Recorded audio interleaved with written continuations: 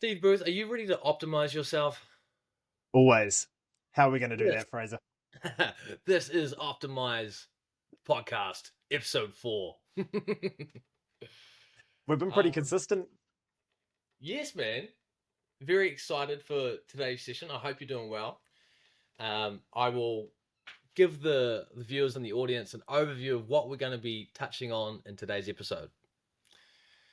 So today we're going to be diving into the concept and idea of optimal health, and we'll be picking it apart to understand what that really means. Obviously, it's very different for all individuals, depending on your age and stage of life.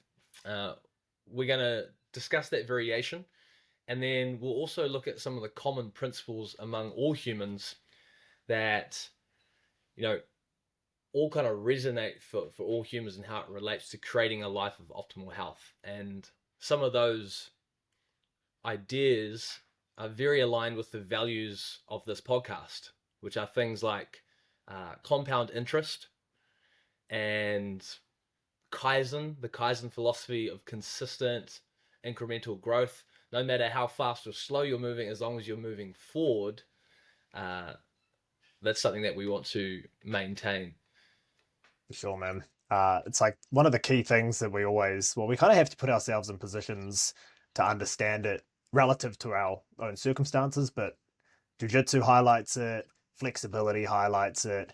Any sort of time you're trying to get a little bit more out of your life and you bite off way too much that you can chew or you're feeling overwhelmed, it's a pretty clear sign you want to back it up. Look at the small steps, specific goals that you can make to basically operate in a way that keeps you moving forward without feeling overwhelmed and like you've just bitten off way too much. Yeah, and you're going to dive more into that idea of stagnation and how dangerous becoming stagnant in your life can be, which I'm Oh, excited to hear your application to jiu-jitsu, because I'm sure martial artists would have some ups and downs. bro, martial artists have the toughest run. Like I spoke about this before, team sports, like you get to hide behind your teammates. They'll carry the load. There is like something to be said about the fact that in the way that majority of team sports train, you're quite expendable. So if you get injured, there's some other bro on the sideline or little Timmy, they're going to replace you and the team's going to continue moving forward. And it's really up to you to get yourself back in the game, to be a starting player, to recover. And this is a problem with how teenagers particularly are training because they're all about the complex Olympic lifts, getting heavier with weights that they can't control and trying to perform in a way that's going to get them better at their sport. But they don't have the body, they don't have the foundation, and they don't have the technique to do it. So they end up getting injured and their longevity in the sport's gone and they're replaced. Ooh. Martial arts, all of that's on you. So yeah, the stagnation's absolutely essential to navigate. Um, Mm. yeah, like I think that the majority of people listening to this from the jiu-jitsu side, they've hit plateaus. They've been surpassed by people in their training room that they used to be better than, or they've lost in competitions to people that they know they can beat, and they've had to deal with those ups and downs. Same with Mm. MMA guys. It's a Well, tough, I'm sure tough. that's the same with not only, jiu-jitsu practitioners or athletes, but everyone. Everyone hits plateaus, and everyone constantly compares themselves to other people that they knew possibly a year or so ago. Is like, I used to be superior. I used to be better in some regard or Mm, another. And it's funny how that comparison game comes into creating that stagnant point in someone's life where they stop doing the good things, they stop training, they start letting themselves eat a bit more sugar, and it all just compounds in the wrong direction. yeah, like exactly that. Because I like to think about compounding effects and the positive. So I'm always about like, how can I break my day down into these hourly chunks or 3 hour windows where I can get more out of my day, more for me, more for my partner, more for my dogs, more quality of life. But it's Mm. also the other side of the coin is that when you do make those bad decisions, they compile on top of each other as well. They compound, and suddenly you've got low mood. Suddenly you don't want to go and socialize. Suddenly you don't want to hit the target, the goals that you said you would. Mm-hmm. Steep slope there as well for our Gen Pub, you know. Yeah, man. and it's the playoff between motivation and discipline. Yeah. Motivation fluctuates, discipline something that needs to be constant. Bro, discipline's absolutely key. And people don't set their internal dialogue high enough. They Mm, expect to be motivated. And man, you see it these January 1st. Who's signing up to the gym? Who's locking people in for a year? huge. And it's not good enough. If it's October and you're kicking around being like, oh man, I'm going to jump into this next year, you're leaving so much on the table. Like, Hey, I was thinking that the other day. It's like we're getting close to October, and a lot of people would start to think, it's like, oh, it's almost New Year. I'll ready myself for 2025. You've yeah, got a quarter of the year left. you've got 3 months right there. Like, Yeah, yeah, that's that's a big chunk of time that you can completely change who you are. Boom, physically, mentally, 100%. socially, And spiritually. even like honestly, the majority of people could start for 12, like for they if they did the right coaching, the right work with the right person, they Mm, could get 3 months not only of a head start, but that's 3 months that they the skills and the strength that they develop within that 3 months, and even the program that's going to run for a beginner for 18 months. Like they're still going to get gains. They're going to yeah, lose fat, gain muscle. They don't need all these crazy variations. They just need to get started. And if you're a beginner, you're just going to make completely positive changes in your life real quickly. So that by the time January rolls around, you don't even care. You're already on the path. So so kick true. yourself into gear. Yes, I But love yeah, that. like if I just come back real quickly to that internal dialogue, like that's like your thermostat. That's what your normal is. So you've got Mm, to protect your thoughts around this because motivation's going to go. yes. Discipline's the one thing that you have that you can come back to. And if that's getting a social network, getting a community, however you hold yourself accountable, Mm, it's ultimately going to come down to what you believe you're capable of and mm. how positive you are when you talk to yourself about what you can achieve. Steve, brother, this is why I was so excited to do the podcast with you because it's an idea like this. I'm going to dig into this a little bit deeper. I'm going to ask you a question relating to this internal dialogue, and then you can send it back to me. We can kind of just bounce it. Yeah. What are, if you can capture them, what are some of the lines and sentences that you subconsciously say to yourself? And don't worry about coming across as egotistical or overconfident or arrogant. This is just what does Steve Bruce say to himself on a consistent daily basis? So I think when we come back to like the waves of motivation, the waves of sometimes I don't need it. Sometimes I'm operating on such a high. I've just won some competitions. I've beat someone that I really wanted to choke out, and I'm feeling real good about how I'm operating. And everything just feels like super easy. Like you wake up, you go see the people you need to see, you do the things you need to do, you eat what you need to eat, and you feel good, you just keep moving forward. It's when those thoughts become intrusive and doubting and maybe a little bit automatic, like negative, you've And what would got they to sound address like? Yeah, in the it. first person. So if it's coming into like, this opponent's going to break your legs, he's really good, he's got the ability to put you away. Yeah. And once you start believing that, once you start going down that rabbit hole of how the match is going to go, and I've experienced this when I first started, I got beaten by people that just should never beat me in jiu-jitsu matches, but I was already like, oh man, how's it going to play out? I'm starting to Mm. doubt myself. Which takes you out of the present moment, actually in the fight, in the bout. It's like you're in the mind, therefore you can't act in the present. For sure, yeah. So all of a sudden you're operating on what reaction Mm. rather than knowing that you're already got the ability to go and beat this person. It's just about who does it on the day. So sometimes I think the best thing is to come back to like what can you control? Because who cares what your opponent's good at, or who cares about what these intrusive thoughts are coming in? What can you control right now? Usually you come back to your mindset, your breath, and some positive affirmations go a long way. Mm. So I can, I will, I'm capable and I'm able. It's up to me to go out there and do what I know I can do. How can I achieve that? What can I control right now? I can limber up, I can release tension so that I'm more relaxed. I can start to do some breath work that gets me feeling like, yes, I'm in control. Mm. I'm going to basically be operating in an optimized state. So therefore, there's no extra tension. I'm not holding on for dear life and I'm not taking these panicked moments and making them way worse. Like even if I started a match, the worst possible situation is I'm defending a submission. Being stressed out is not adding any value to my ability to compete, and it's not adding any Mm, help to my ability to escape. I need to be mm, relaxed, and I need to be able to think calmly. And so that all comes down to how you are in the moment. It doesn't come down to your training. People think yeah. if you train in the room in a certain way, you go out there and you do it in a high stress situation, only if you're still calm within that high stress.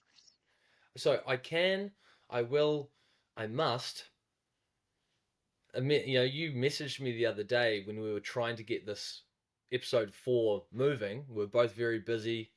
Yeah, I was just moving up the country doing lots of admin, and you messaged me saying I must. And for those people, or no, you said we must, and We it must. re-jogged my memory because it's a 3-part saying. If the audience hasn't heard it before, I can, I will, I must, as a subconscious narrative that a lot of successful people use and have used before, and it did definitely lift my spirits and kind of get me in check. It's like it's not a 50-50 thing. Like, we're doing this and we're going to get 20 episodes before the end of the year. And that's a promise that we made to each other. It's a promise we Yes. made to ourselves. Mm-hmm. So if we come back to like the sort of self-sabotage thoughts, you can always come back to what you promised yourself, what you're going to do. Mm. And that, so just, doing it for each other in that regard. And okay, so the yin yang duality of all life that pops up in everything we experience. The yang to the I can, I will, I must would be I can't, I won't, I must. What would the opposite of Um, that be? I I don't mustn't. have to.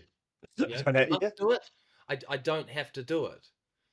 Mm. And it's these subconscious quotes that are ruminating in our thoughts. And I think it's really important to highlight to the audience that, of course, we all get them, but generally, someone that is living a life of more optimal health, those narratives, those paragraphs going through the mind are going to be far more positive. And for Mm. instance, I'll use myself as the example. Anytime uh, something new comes into my life that I want to learn, generally, I'm realistic about this, but generally, I say to myself, I can do it.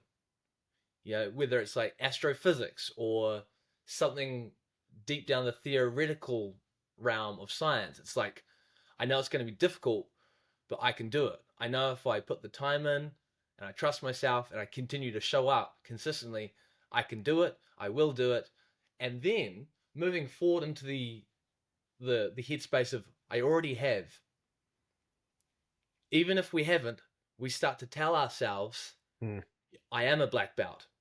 Yeah. I'm Steve Booth. I'm a renowned expert in jiu-jitsu throughout the world, not just the country. I'm You Fraser can, Beck.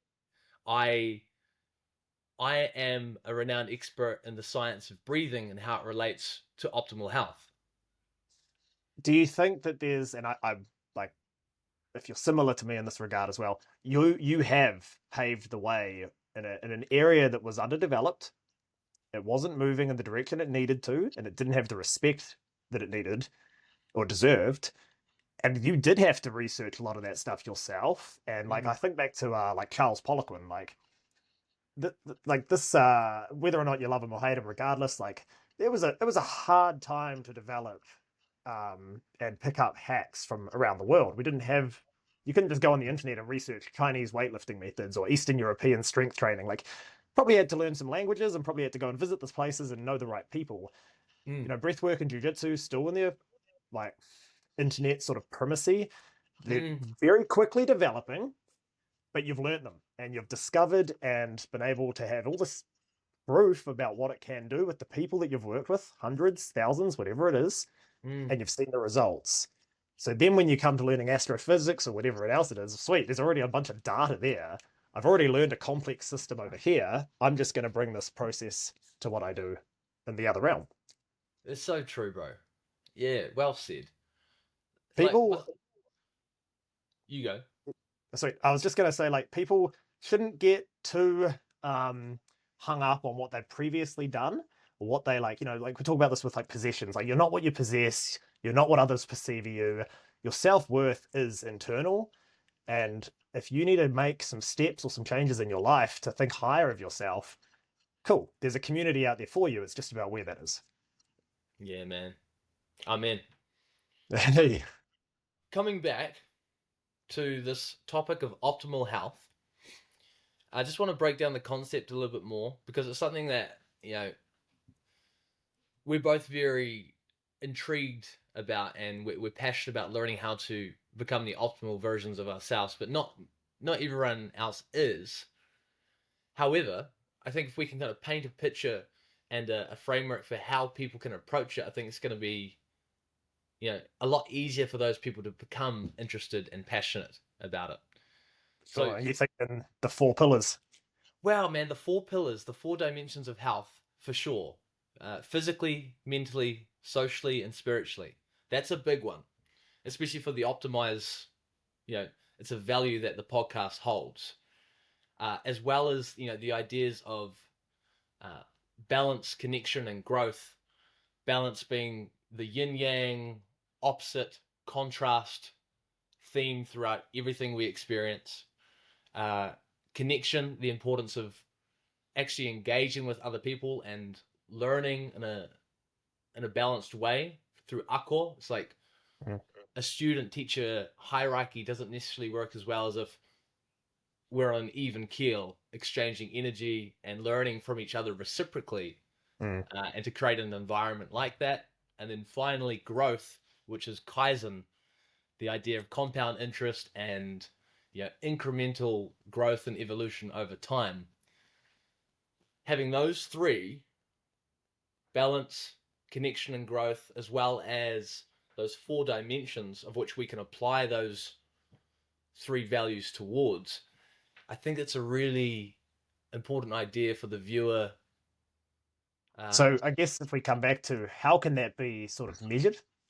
Mm, Uh, like, is there tangible sort of targets or things that we can like work towards within each of those sections? mm.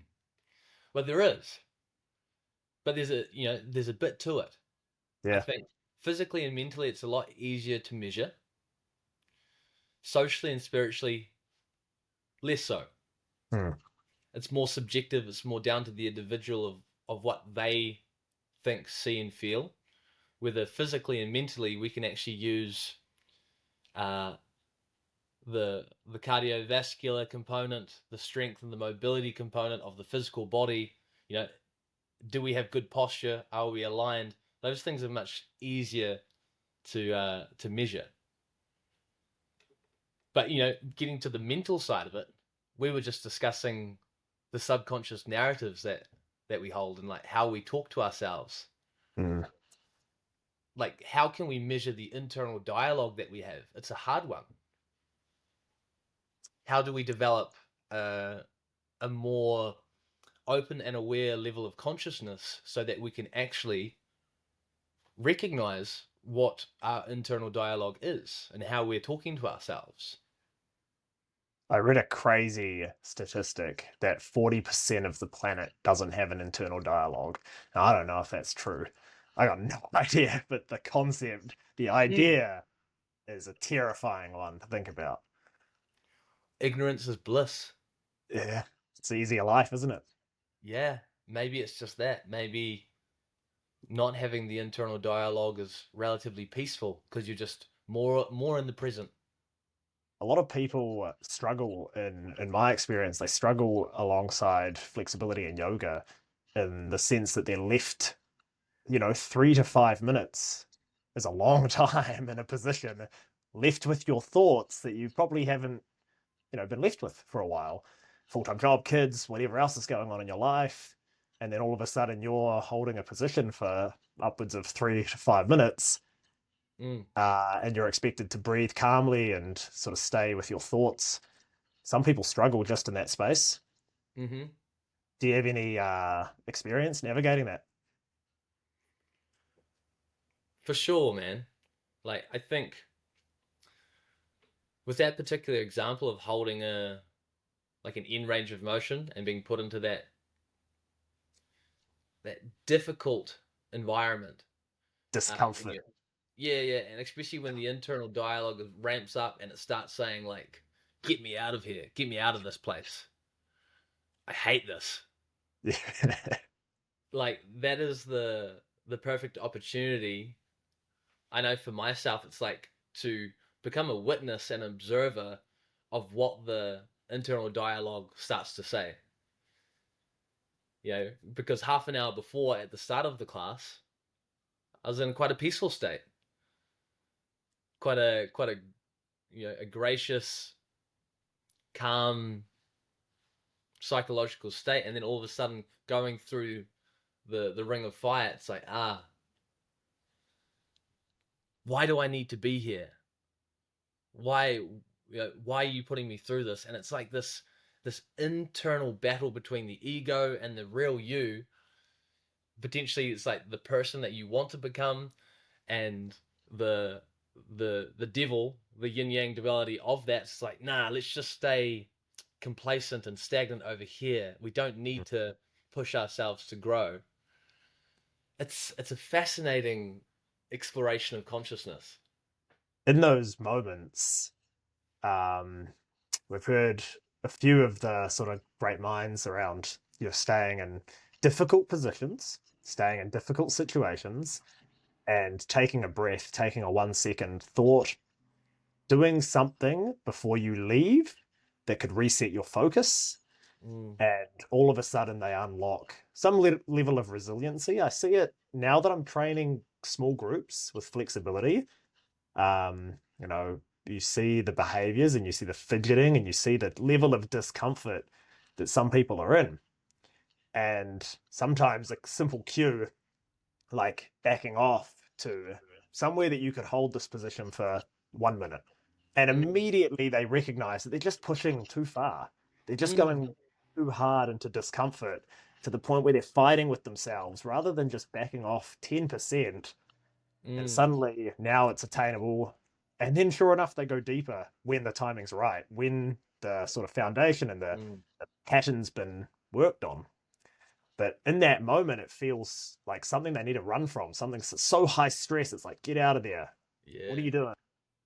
And if you just Okay. take a moment, I've got an idea, and I think it relates well to this theme of like what is optimal health, and it's how we can measure the physical. I actually referenced it a couple of podcasts ago. The physical dimension being, of course, easier to measure because we've got lots of data points in terms of your aerobic or anaerobic potential being number one, cardiovascular. Two, being your joint range of motion, mobility. And three, the strength that you have through the body, how much force you can push through your point of contact, or how much tension you can create with the body. Now, all those three things, if we don't have a common goal or thing to work towards, it's kind of like everyone's up in arms. Everyone's gonna train in a different way, especially like a power lifter compared to a long distance run. It's like, I don't really care because this is my goal. But I think optimal health relates to the optimal alignment of the physical body, optimal posture. mm. And we'll be able to dive into this idea of fascia in a future episode about how it adapts, how it sticks and creates, Mm. solidifies in a particular posture. If we could use those three systems, the cardiovascular, the strength, and the mobility, to work towards harnessing the power of the breath and therefore creating optimal posture, I think that would make a lot of sense Yeah, for and I do optimal think health. it's almost is that simple, but obviously we can unpack each individual area a little bit So more in much, depth. so But much. I think that like we always need to come back to our understanding of what these terminologies are. So cardiovascular is pretty straightforward. It's, what you're actually capable of doing: heart, lungs, blood flow, VO2. You know what I mean? Like, that system runs Mm. super deep depending on how you want to train it. If you want to train your aerobic system, you want to build up capacity. If you want to move more towards power and a lactic threshold training, what does your sport Mm-hmm. need? What are your demands for your lifestyle that you feel like you Mm. want to invest time developing? Mobility is a tricky one. Mobility, I believe the like the definition is, it's something like your body's ability to move in space or be in space. And that's a problem when it comes to defining what mobility is, because Mm. mobility tests could be your passive joint range of motion, where the physio tells you, what do they say? Don't tense, relax, and they move you into your range of motion, which is totally irrelevant if you don't have the strength to move yourself there, Mm. to be there, and to own that space. And so mobility is a term that I'm not as fond of as other people. People Mm. always say, "Man, thanks for the mobility training," and I'm like, okay, yes, it's everything. It's our ability to move, it's ability to control, and it's our ability to be strong and flexible. And I'm sure that we can unpack fascia, we can unpack even the neural side of it, the mind muscle connection. Mm. When it comes down to like measuring and a measurable target to work towards, your sport is a determinant. So a powerlifter we spoke about, they're still flexible at three things: squat, bench, dead. Their level of flexibility changes as we introduce new movements. Say we bring a CrossFitter, ballerina, jiu-jitsu athlete, maybe not jiu-jitsu athlete, they move pretty averagely. A yogi would be a better example. Mm. And their flexibility is a lot higher, but they still have it. They still have a degree of strength. They still have a degree of energy system that they've developed. Mm. The powerlifters' energy systems are going to be really good in terms of like lactic, so like how much force they can produce really quickly. That's Mm. still an energy system they've trained and developed, but potentially their aerobic is just not meeting the standards. It's nowhere Mm. near the milestone. Vice versa, that runner you spoke about, super impressive capacity. I guarantee you their range of motion in their ankles and their hips is trash. They've been Mm. pounding concrete unless they've paid the toll to work on their flexibility and to work on their strength.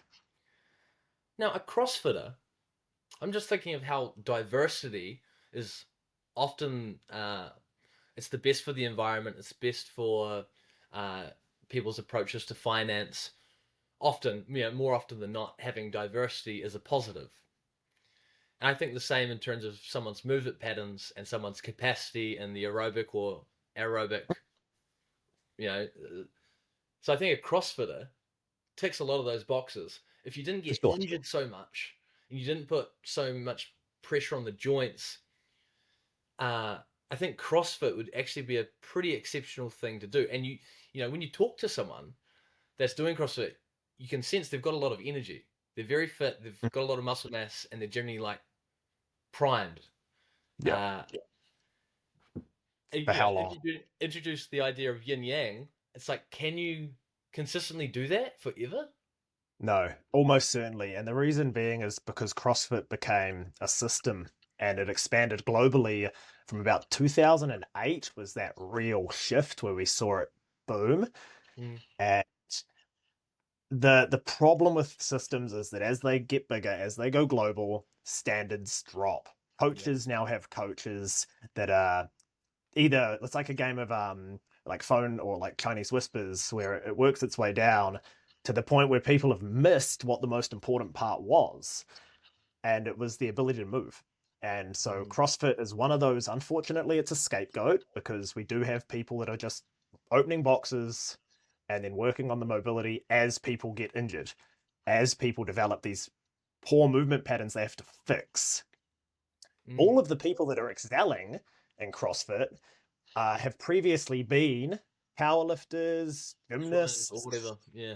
whatever it was that unlocked their movement before they did CrossFit. Even Rick Froning, he had like a complex understanding of how to progressively overload, how to lift weights, how to undulate training. He was He a didn't baseball get his player. So rotation, ridiculous amount of rotation, Bro, power. Like, power. I think he was playing college baseball, and he was just one of those athletes that wasn't quite good enough to crack the MLB, but like still a crazy good athlete before he got into CrossFit. And baseball's one of those sports where you develop imbalances because you're doing something one Mm, direction over and over again. So mm, you have to address that in the training room, in the gym room, in the mm, strength room, in the place where you can develop and fix your imbalances. mm-hmm, Otherwise, your trajectory is no longer going upwards; it's dropping. Your peak point can like we cannot continue to move in that direction without breaking our body. It's that simple. You will be able to get short-term growth, and then there will be something in the chain that has to give up. It's like the Leaning Tower of Pisa. The foundation at the bottom, it has to be sound. Otherwise, by the time you get to the top, it's all the way out on the piss. And mm, we're only as good as what we can recover from. And so, again, compounding effects over and over and over again on a body that's not aligned, on a body mm, that's not optimal, mm. it's a problem later on. You might not notice it in your 20s, but you might not be in the sport in your 30s. We're only as good as what we can recover from. Yeah, I it's a, haven't heard that, but it rings true. Yeah. yeah, the training. So you can only get as much out of your training as what you can recover from. So people will smash a training session and then they'll get sick and then their mood will go down and then they'll miss a couple of days. You're better to drop that load so that you can go and train again tomorrow. And it's something we had to learn in martial arts training because we train every day. And you actually get And addicted to the training. You love it. do we need that in our life? Pillars: social, spiritual, physical, mental. Jiu-jitsu's been described as solving a Rubik's Cube while drowning. It's like, and so then you chuck your strength work in there and your flexibility training. I don't usually chuck energy systems in for athletes because we get a lot of it in the gym Mm, in our rounds. But if we did have a focus area around a competition that was a certain length, or it was a problem with one of my athletes, yeah, we'd introduce some energy systems training. mm, But we roll every night. Like mm. it's hard work. You're So working. yeah, we're working all the time. I uh I have a good example of not recovering near enough and training two heavy sessions too close together without enough sleep, and my mood 2 days after. So it was day three after the back-to-back sessions that I became depressed. This is very recently. This is a week ago.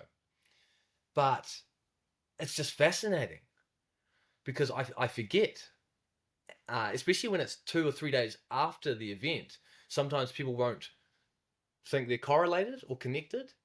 There's a delay, yeah, for sure. A massive delay. So like I had trained I was away for a work trip for a week. Trained in the evening at 6 or 7 p.m. That night we had dinner and wines, a couple of wines, got about 6 hours sleep, and then woke up at 5 a.m. to do another training session with the bro that I'd met because we were down like, let's train again. Keep going. And yeah, bro, didn't have enough protein, didn't have enough rest. 2 or 3 days later, Yeah, couldn't yeah. function, couldn't do anything productive. So word to the listeners on that note, it usually happens outside of your normal routine. It's usually a state of fatigue around travel, a state of overtraining around competitions, or a state of like, just adding something extra because you're in that zone, you're in that place. And MMA guys experience this all the time. They leave, they go to a training camp somewhere else, they go to Thailand, they get staph.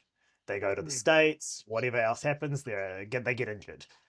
The consistency that they set at their home base is absolutely essential because they've got their massage, they've got their physio, they've got their nutrition, they've got their grocery order, they've got their training, they've got their favorite teammates. Everything is gelling in that way. And mm, as soon as you move yourself into that trip that you went on, that new space, injury risk goes up, overtraining goes up. It's meant to be a relaxing holiday. It's not yeah, what happened. bro. this is actually merging perfectly into our Q&A section because we've got two questions. And the first one is, what happens when we stagnate in our health journey, and how can we break through that resistance? You've already started to touch on it. Yeah. But So for me, I'll just talk about me, and then you can jump yeah, on, Fraser. yeah. It's recognizing, like, being aware, like, you've got to be in tune with your body. And sometimes we hit these walls where it could be weights, it could be a financial business goal. We could stagnate in any given area where we just feel like we're trying to get blood from a stone. And our subconscious is incredibly powerful, and it works on things when we give it the rest and the space that it needs to solve these problems for us.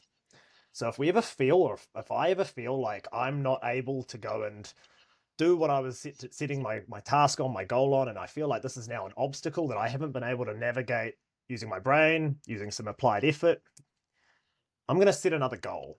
And it might be in a different realm, and it might have some specific measurable targets, SMART goals if you know them, Mm, making it, give it a deadline, make sure it's relevant, make sure you can achieve it, measure this, and keep it specific. Because, like, we don't operate as humans, we don't operate well with generalized statements. I'm going to make $1 million. Sure, let's drop that down. mm, Specific targets. And then I work on that, and I dedicate my focus towards another passion, something I care about. And 9 times out of 10, my problem solves itself. The stagnation in this area just needed some time, flexibility. I just needed to stop trying so hard. I yeah. needed to allow my body to rest. Strength, same thing. Jiu-jitsu, classic example. Mm, And then you develop in another area, and that brings your overall optimal level higher, so that now when you go and basically work on the problem that you hadn't solved, usually it solved itself, or you're in a better space to now deal mm. with it. Great overview, and great that you touched on SMART goals. Yeah, I'm sure a lot of the listeners would have heard of SMART goals. SMART, the acronym being S for specific, M for measurable, A for achievable, R for relevant, and T for time bound. I want to complete it in 3 months or whatever it is. We could dive into SMART goals in another whole episode because I think it deserves a lot more time to pick it apart. But for me, when it comes to stagnation in my journey with health, and how I can kind of break through it, my older brother said a quote the other day, and I'll probably butcher it. I won't know it exactly, but he said, "We don't lift to the level of our goals. We fall to the level of our systems, or Hmm. our the habit, Expectations. the habits and the routines that we've created are the things that will keep us safe. They will protect us when stagnation enters our life." Uh, for me, in that example, because I was away on a work trip, as just as you said, it was outside of the norm, and I wasn't aware enough to, I let myself get too hyped on the idea of training with a new friend. I was like, yeah, we'll train in the evening. We'll wake up after 5 hours and drinking wines, and we'll train again. I never drink, It's like this is the first time in probably 6 months that I've had a glass of wine, and it was like, damn, completely like hit me, in the side of the face. And I think it's just highlighted to me the importance of being aware and having the routines and the systems in place so that it doesn't happen again. And I'm 30 years Well, old. It's like, man, this still haven't learned. yeah. Yeah, it creeps up real quick. Do you not drink often? No, not at all. I used to at university. Yeah. Yeah. Yeah. What about yourself? Nah, yeah, I've only had one drink for a mate's wedding in the last 10 years. So probably 11, actually. 11 years. Yeah. That's amazing, man. Yeah. So that was a decision I made when I was about 24. 22, I think I really made it, but obviously it took a couple of years to fall into effect. I just knew alcohol wasn't for me. It always made I felt like my hangovers weren't a day. they were 3 days. They were a tough time, and I can't quite remember what the catalyst was, but I just stopped enjoying it. I didn't enjoy the time that I spent out. I didn't enjoy the way that it made my friends, and I didn't Mm, enjoy the way it made me feel. And it was so easy. I didn't struggle to get rid of it because I got rid of it from such a young age. I missed out on a few parties. I missed out on a few 20 seconds or whatever, but it's like, eh, not yeah, for me. Not one of my yeah, things. I like training. I like feeling good, and I like being able to do things back to back. If I go out on a Saturday night, keep in mind I was doing athletics back then. Um, so if I was running on Sundays, like 8 in the morning. yeah. Oh yeah, that's why the hangover was 3 days. Yeah, true. You're getting Because you're up a bit pushing early. yourself in an already extremely dehydrated state. I'm amazed that you didn't snap your Achilles. I had a system. I had a system in place. I definitely did snap my Achilles. I tore my gastrocnemius once. It was not nice. Sorry, I didn't realize. Yeah. That gastroc got ripped, bro. On my right side of my body, I've broken my ankle, pulled my gastrocnemius. I've ripped a really bad hamstring on semimembranosus that was almost off the bone on Mm, my hamstring. I've broken my patella in half. I've torn my LCL, my MCL. I've ruptured my PCL. My right side of my body has been hit with such a can of worms, like collarbone, arm, rib. That imbalance, understanding that imbalance was absolutely essential for me to understand and develop fixing patterns. mm. So again, just a little bit of a tangent there about the damage that you can accumulate through a lifetime of sport and doing stuff that's probably not optimal. Yeah, you just went into a little trauma hole, like all the injuries I've never experienced.